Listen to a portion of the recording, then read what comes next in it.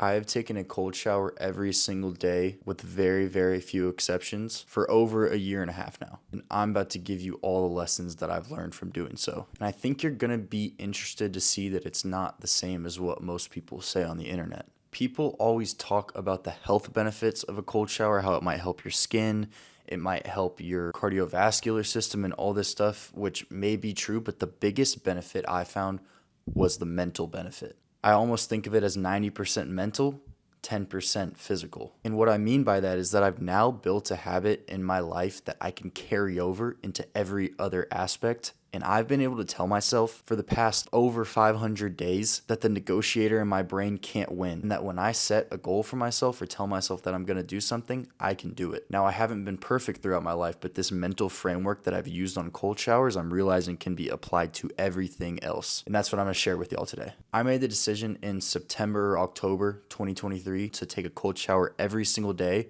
after watching a YouTube video, and I've committed to that with very, very few exceptions. The first big lesson is that I learned to not negotiate with myself. I basically am able to tell myself now that the longer you delay it, the harder it's going to get. It is literally like a linear y equals mx plus b looking thing. Like the longer the time goes, the harder it gets. And I basically made it a chart in my head, so when I turn on that shower, I sit there for maybe 5 seconds, and don't get me wrong, there's mornings where I negotiate where I just want to flip it to hot because it's that easy, but I don't let that negotiator win. I do it quick and I get it over with, and it sucks, and I reap the benefits. In building that skill of not letting kind of the angel and the devil on your shoulders, the version of you that is doing that cold shower every day or doing those hard things, and the version of you that's not, it's learning to not even negotiate with this side. And I essentially started to move in this kind of dark place where I told myself that if you don't do this, the rest of your day is going to be ruined, and you're letting this guy win. You're letting the negotiator win, which can't happen. That's not the best for myself, which leads us into our second point. You have to make your perceived pain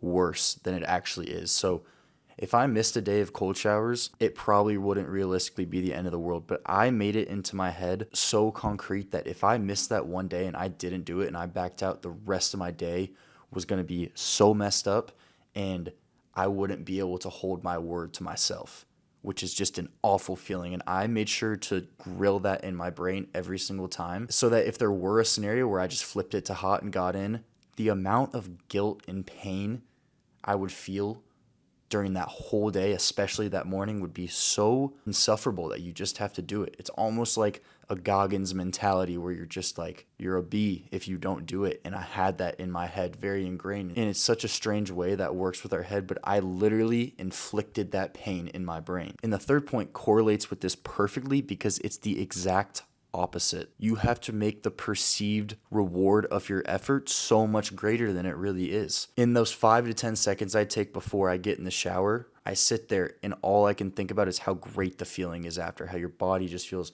cold, it feels energized, it feels like you've just been given new life from waking up. Like this morning I woke up early, 5:45, off 3 hours of sleep, dude. Felt awful waking up, like did not want to get out of the bed.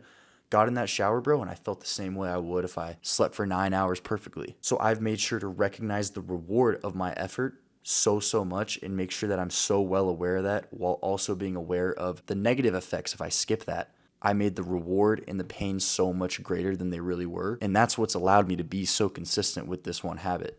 I've learned to tell myself yes when my whole body wants to say no. And it wasn't until I really realized it, but I think this habit has helped with my consistency in the gym over the past 2 years, where if I don't train for a couple days, I feel off, dude. I feel weird. I feel out of whack. I feel like I'm just telling myself no and letting that future version of myself down. And that leads into another great point, is shifting your mindset, not just with these cold showers, but with everything in life, to doing everything for the greater good of your future self and not living for your present pleasure. Now, living in the present and taking in the moment is important. That's not what we're discussing here. We're talking about doing hard things for that future version of yourself that is better than your current state. Me right now, Charlie, in June 2025, is going to be nothing compared to myself in November 2025, 5-6 months down the road. And I'm trying to elevate my state every single day to that November version of Charlie, and I'm running after him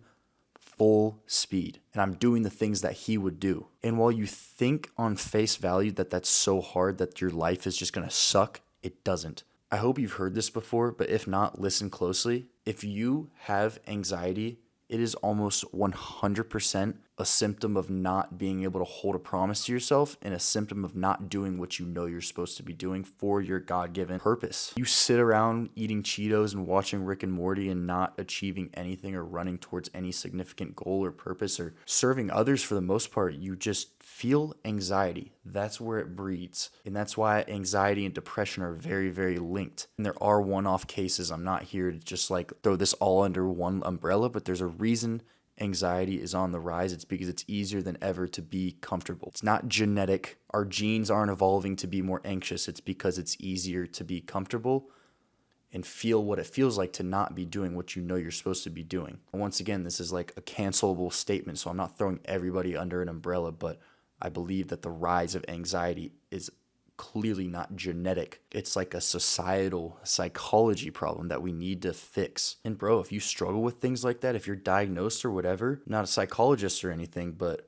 I would strongly recommend doing something like cold showers because you're learning how to do something you know you should be doing, how to do something that's hard, and it bleeds into every other thing in life, every other hard thing that's worth doing. And to the point I was making earlier, on face value, you might think that this version of life where you're only working for your future self is just horrible. It's not.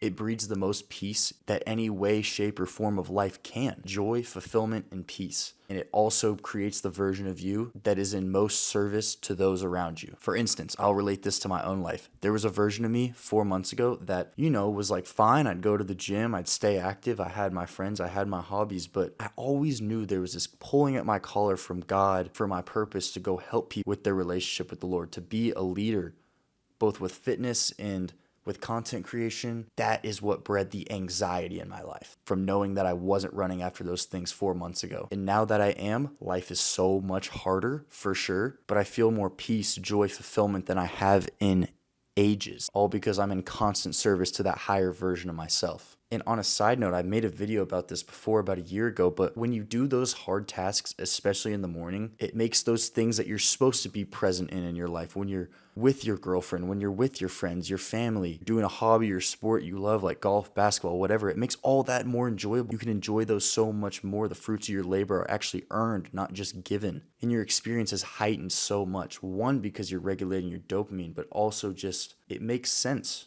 You're working hard to get what you want. And the reason I'm tying this all back to cold showers is because it all correlates. Firstly, delay the time between turning on that shower and actually getting in there. Second, make your perceived outcome of not doing it so much more painful than it really is. Third, make the reward so much bigger than it really is, because when you compound this consistency, the reward is this big. Right now, I'm implementing habits into my life like waking up early, running every single day when I hate running. It is probably my least favorite thing on this earth. And also overcoming my fears of posting on the internet and making these videos to help the people I'm called to help. I promise I would not be moving at the rate I am if I hadn't built that backbone with cold showers, doing this literally 500 plus days straight. Y'all are gonna see me on here, on my Instagram, on my TikTok, continue to grow my mental discipline, my spiritual discipline, and grow closer towards that person who's fully engulfed in their identity in Christ, in my aligned purpose with Him, which is in service to others. Y'all are going to see me grow into that. And a huge, huge part of that is going to be because of the mental fortitude and the ability to tell myself yes that I've gained from the cold showers. And I hope that you can see the confidence that I'm speaking with, that all these things are going to happen and that I'm able to speak to the law of attraction, is because I've done it. I've been consistent with this habit that so many people fear for so long. And it's a direct proof to the old saying that confidence comes from proving who you are over and over again. And while I haven't been there with so many of my habits, I've been able to do it with this. And now that I've really taken the time to sit there and get my mental frameworks into check and just apply them to other facets of life, it's so easy. So tell yourself yes and stop telling yourself no with these cold showers. It has been probably the most beneficial habit I've implemented in my life other than the Bible and my relationship with the Lord. Rewatch this video if you need to get these mental frameworks down, but it will change your life slowly but surely. If y'all have any questions, go to my Instagram. The link will be in the description, and I respond to every single DM over there. I offer one-on-one mentorship and coaching for your physique, mindset, spirituality, and all of it over there. So DM me the word kingdom and we can get started over there. Hope y'all have a great day. God bless.